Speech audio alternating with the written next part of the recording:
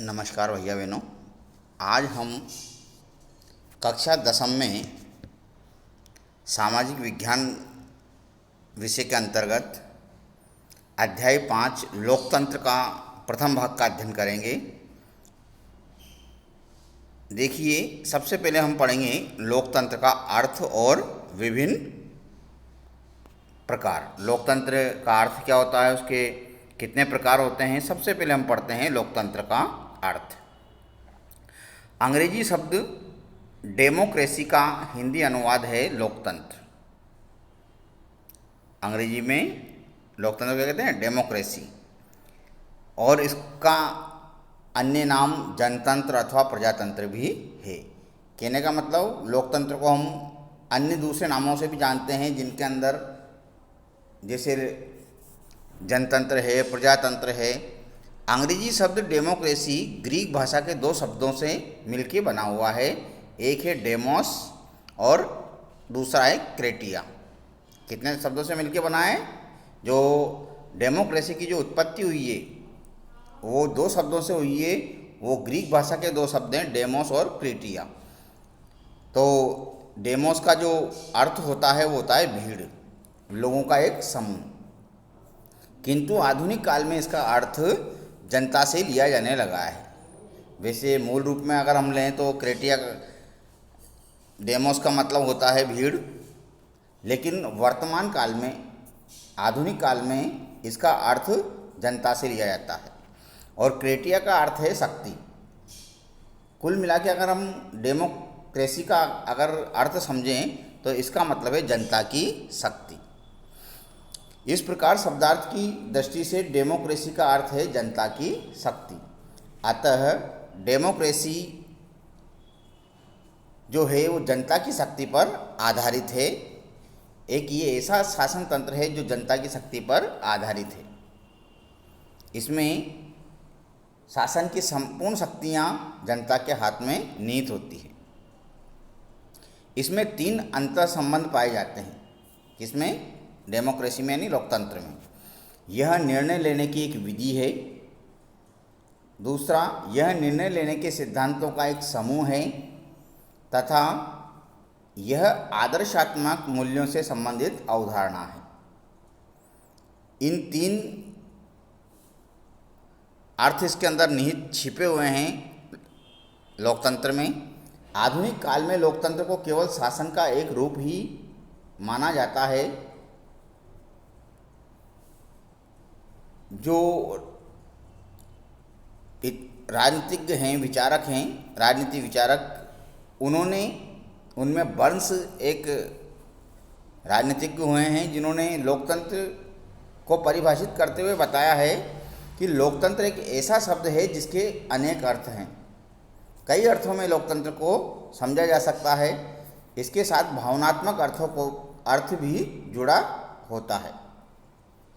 लोकतंत्र के वास्तविक अर्थ को समझने के लिए जरूरी है कि हम उसके विभिन्न रूपों से जुड़ी अवधारणाओं से परिचित हों। सबसे पहले हम देखते हैं कि लोकतंत्र के विभिन्न रूप कौन कौन से हैं। आधुनिक काल में लोकतंत्र के प्रमुख रूपों और उनमें संबंधित अवधारणाओं को निम्नलिखित रूप में स्वीकार किया जाता है। यहाँ पे लोकतंत्र के 4 रूपों का वर्णन किया गया है।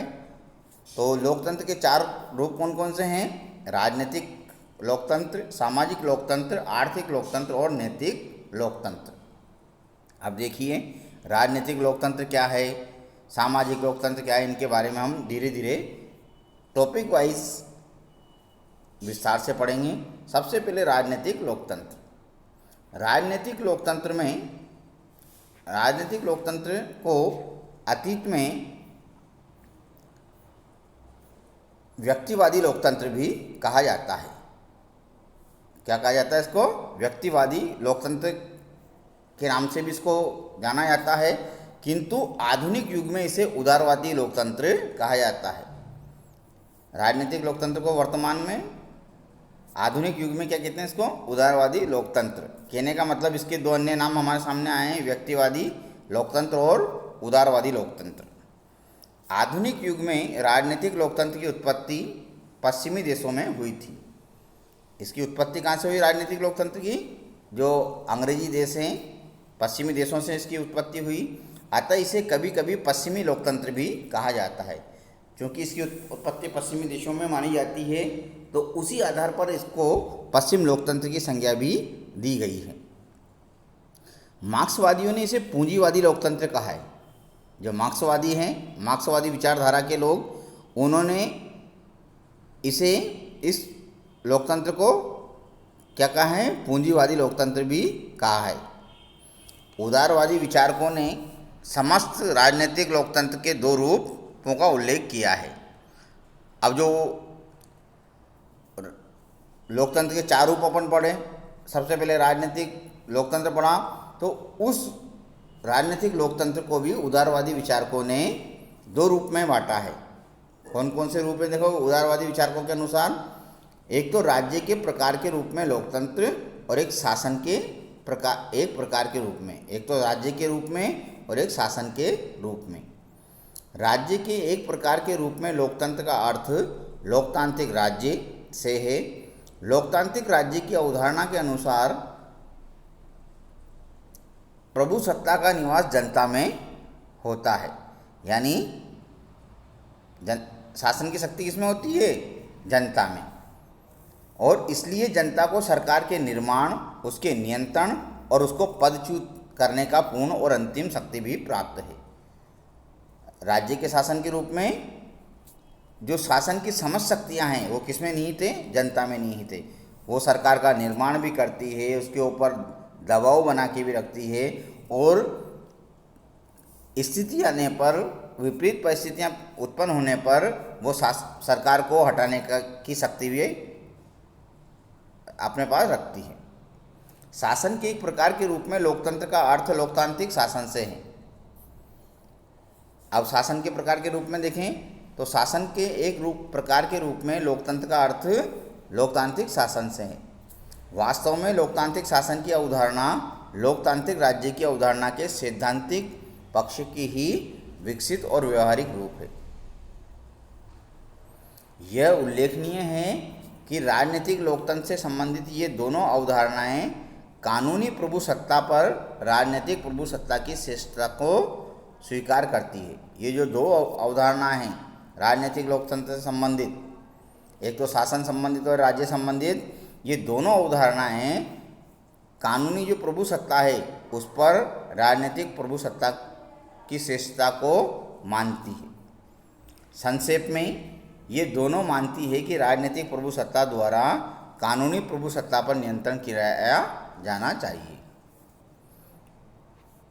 राजनीतिक लोकतंत्र के एक अंग के रूप में लोकतांत्रिक शासन के दो भेद हैं। अब राजनीतिक लोकतंत्र के फिर दो उपभेद बताए गए हैं। पहले उदारवादियों ने दो भेद बताए, शासन के रूप में, राज्य के रूप में। उसके बाद में फिर इसके दो रूप हमारे सामने आते हैं, एक तो प्रत्यक्ष अथवा शुद्ध लोकतंत्र या अप्रत्यक्ष अथवा प्रतिनिधि लोकतंत्र।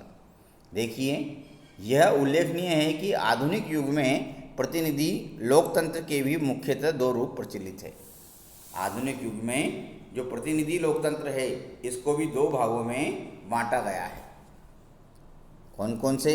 संसदीय लोकतंत्र और अध्यक्षात्मक लोकतंत्र। अब देखिए, लोकतांत्रिक संसदीय लोकतंत्र क्या होता है, अध्यक्षात्मक लोकतंत्र क्या होता है, प्रत्यक्ष अथवा अप्रत्यक्ष लोकतंत्र क्या होता है। लोकतांत्रिक राज्य और लोकतांत्रिक शासन अर्थात संपूर्ण राजनीतिक लोकतंत्र की कुछ आधारभूत मान्यताएं हैं। जैसे राजनीतिक लोकतंत्र उदारवादी संविधान में विश्वास करता है और यह प्रभुसत्ता का निवास जनता में मानता है। राजनीतिक लोकतंत्र का सैद्धांतिक पक्ष लोकतांत्रिक राज्य है और इसका व्यवहारिक पक्ष लोकतांत्रिक शासन है। चौथा, जनता सरकार को नियुक्त करती है। सरकार का चुनाव कौन करते हैं? वहाँ की जनता करती है और उस पर नियंत्रण करने का, उसको हटाने का की शक्ति भी जनता के पास में है। राजनीतिक लोकतंत्र स्वयं में साध्य नहीं होता, अपितु लोकतांत्रिक साध्यों और मूल्यों की प्राप्ति का साधन होता है। ये साध्य नहीं है, बल्कि ये क्या है, इसको साधन के रूप में लिया गया है। राजनीतिक लोकतंत्र अपन ने पढ़ा, इसके अंदर प्रत्यक्ष लोकतंत्र आया, अप्रत्यक्ष लोकतंत्र आया, उसके बाद उदारवादियों के अनुसार जनता शासन के रूप में और राज्य के रूप में हमने पढ़ा। अब आता है सामाजिक लोकतंत्र। सामाजिक लोकतंत्र क्या है, देखिए, समाज के एक प्रकार के रूप में लोकतंत्र को सामाजिक लोकतंत्र कहा जाता है। समाज के एक प्रकार के रूप में लोकतंत्र को सामाजिक लोकतंत्र कहा जाता है। सामाजिक लोकतंत्र का एक प्रमुख लक्ष्य है सामाजिक समता की भावना। सामाजिक समता की भावना का मतलब समाज में सभी वर्गों को समान समझा जाए, अर्थात समाज में नस्ल, रंग, जाति, धर्म, भाषा, लिंग, धन, जन्म स्थान आदि के आधार पर व्यक्तियों के बीच में क्या नहीं हो, असमानता नहीं हो, और सभी व्यक्तियों को व्यक्ति के रूप में समान समझा जाना चाहिए। चाहे किसी भी धर्म का मानने वाला हो, किसी भी जाति का हो, किसी भी रंग का हो, उसका जन्म स्थान कुछ भी हो, भाषा कुछ भी बोले, लेकिन वो उनके साथ समानता का व्यवहार होना चाहिए, उन सबको समान समझा जाना चाहिए। हर्नसा के अनुसार लोकतांत्रिक समाज वह है जिसमें समानता के विचार की प्रबलता हो। हम लोकतांत्रिक समाज उसी को कहेंगे जिसके अंदर वहाँ के लोगों में समानता के विचार हैं, वो एक दूसरे को समान समझते हों, वही क्या है, सामाजिक लोकतंत्र है। उसमें समानता का सिद्धांत प्रचलित होना चाहिए। सामाजिक लोकतंत्र की अवधारणा मुख्यतः सामाजिक समानता के अधिकार पर जोर देती है। जो सामाजिक लोकतंत्र है, दूसरा रूप लोकतंत्र का, इसमें जो इसका जो मुख्य उद्देश्य है वो है समाज में समानता कायम करना।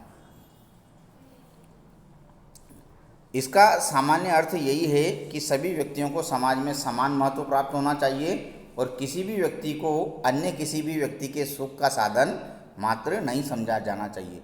ऐसा नहीं है कि किसी की मजबूरी का फ़ायदा दूसरा व्यक्ति उठाए, एक दूसरे का साथ देना चाहिए, समान समझना चाहिए। व्यवहार में सामाजिक लोकतंत्र की स्थापना के लिए दो बातें आवश्यक है। देखिए, अगर वास्तविक रूप में हम सामाजिक लोकतंत्र की स्थापना करना चाहते हैं तो यहाँ पे हमें दो बातों पे ध्यान देना होगा। पहला, धर्म, जाति, नस्ल, भाषा, लिंग, धन आदि के आधार पर समाज में मौजूद विशेष अधिकारों की व्यवस्था का अंत होना चाहिए। अगर समाज में ऐसी विशेषता है जिसमें धर्म के आधार पर, जाति के आधार पर, नस्ल के आधार पर, भाषा के आधार पर या धन दौलत के आधार पर व्यक्तियों में असमानताएं होती है, तो किसी को ऐसे विशेष अधिकार हैं तो उनके विशेष अधिकार समाप्त होने चाहिए। सभी व्यक्तियों को सामाजिक प्रगति के समान अवसर प्रदान किए जाना चाहिए। ये दो मुख्य बातें हैं सामाजिक लोकतंत्र की। एक तो अभी बताया कि सबको समान अवसर मिलना चाहिए। आगे बढ़ने के लिए अगर व्यक्ति के अंदर योग्यता है तो उसको अवसर मिलने चाहिए। तीसरा आता है आर्थिक लोकतंत्र। अर्थव्यवस्था के एक प्रकार के रूप में लोकतंत्र को आर्थिक लोकतंत्र भी कहा जाता है। अगर अर्थव्यवस्था के रूप में हम लें तो लोकतंत्र का जो तीसरा रूप है वो है आर्थिक लोकतंत्र। वर्तमान सदी में आर्थिक लोकतंत्र का विचार मार्क्सवादियों और समाजवादियों ने प्रस्तुत किया है। 18वीं और 19वीं सदी में व्यक्तिवादियों ने भी आर्थिक क्षेत्र में लोकतंत्र की चर्चा की थी, जो मार्क्सवादियों और समाजवादियों के आर्थिक लोकतंत्र से बिल्कुल भिन्न और अलग था। अंतिम आता है हमारे पास नैतिक लोकतंत्र। इससे परीक्षा में प्रश्न भी आता है। क्या है, देखिए, कुछ विद्वानों ने लोकतंत्र को एक नैतिक और आध्यात्मिक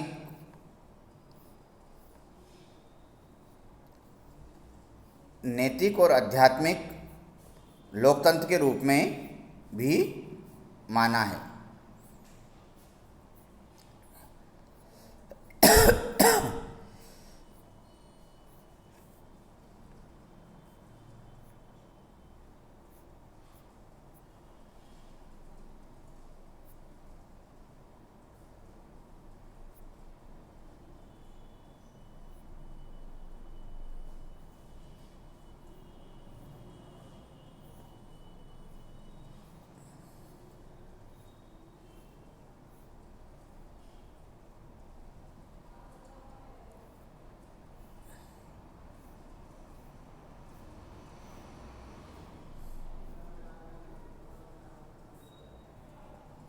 नैतिक लोकतंत्र, कुछ विद्वानों ने लोकतंत्र को नैतिक और आध्यात्मिक लोकतंत्र यानी सामाजिक और नैतिक जीवन दर्शन के रूप में भी स्वीकार किया है। लोकतंत्र के प्रति इस नैतिक दृष्टिकोण को ही नैतिक लोकतंत्र कहा जाता है। नैतिक लोकतंत्र समस्त लोकतांत्रिक दर्शन का व्यवहारिक रूप है, जिसे मानव मूल्यों को ही समाज और शासन का मूल आधार माना जाता है। मतलब अपने जीवन में अच्छाइयों को अपनाना, ये नैतिक लोकतंत्र के अंतर्गत इसमें शामिल किया गया है। इस रूप में नैतिक लोकतंत्र की सर्वोत्तम अभिव्यक्ति 1789 की फ्रांस की उदारवादी लोकतांत्रिक क्रांति स्वतंत्रता, समानता और भाईचारे के नारे के रूप में हुई थी। इन तीनों में भाईचारे यानी बंधुत्व का विशेष महत्व था। मतलब नैतिक लोकतंत्र के अंदर भाईचारे पर, हिल मिलकर रहने पर, अपने नैतिक मूल्यों को ज़्यादा बढ़ावा दिया गया है। इसके बगैर व्यक्ति में समानता नहीं हो सकती। अगर उनमें आपस में प्रेम व्यवहार नहीं है, भाईचारा नहीं है, तो वो उनमें समानता कायम होना असंभव है। और समानता नहीं होगी तो स्वतंत्रता भी नहीं पाई जाएगी। धन्यवाद। जय हिंद, जय भारत।